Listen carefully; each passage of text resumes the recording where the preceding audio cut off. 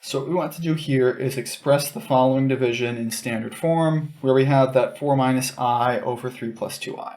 So like I said, we want to be able to multiply this by 1 somehow in order to be able to make it a bit cleaner. Put it in that standard form so we have a better sense of what it's actually doing. Where for that, what we're going to want to do is take the denominator, 3 plus 2I, and get its conjugate. Where for the conjugate, we just flip the sign of the imaginary part. So we get 3 minus 2I. It doesn't look like that does very much, but with some very patient multiplication by 1, this will turn into a more reasonable thing. So we're going to take our 4 minus I over 3 plus 2I and 4I. Geez, I'm getting ahead of myself again. 4 minus I, 3 plus 2I, and we're going to multiply that by, oh man, my numbers.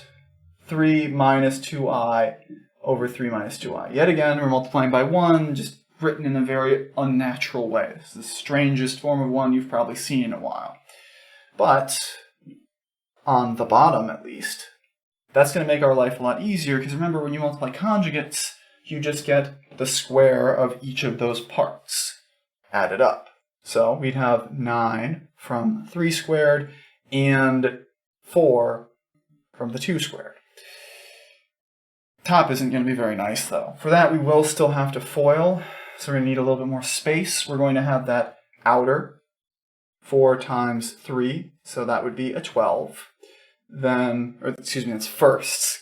Outer, keep getting ahead of myself, is negative 8I. Then inner, 3 times negative I, minus 3I. And then lasts, negative I, negative 2I. That's a whole lot of negatives in there. That actually ends up being the very rare triple negative. We end up with negative 2.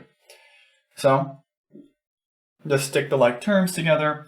We will have on the bottom a lucky 13, and on the top 12 minus 2 is 10, and 8I minus 3I, where the 8 should be negative, I didn't say that correctly though, is negative 11I. So if you really want to split this up, put it in properly standard form, you would get 10 thirteenths minus 11 thirteenths I, which is, again, much like how we made our picture with the rationalized denominator a bit nicer.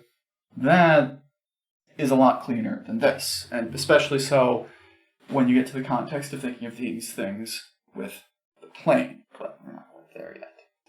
Anyway, that's what we have for division. Last couple things we're going to look at here are some extra ways we can use this stuff in the context of roots, as well as what happens with more and more powers of I, because we've already seen that something happens when you square it, so you might find yourself wondering what happens if you go bigger than that, and we will get there by the end of this section.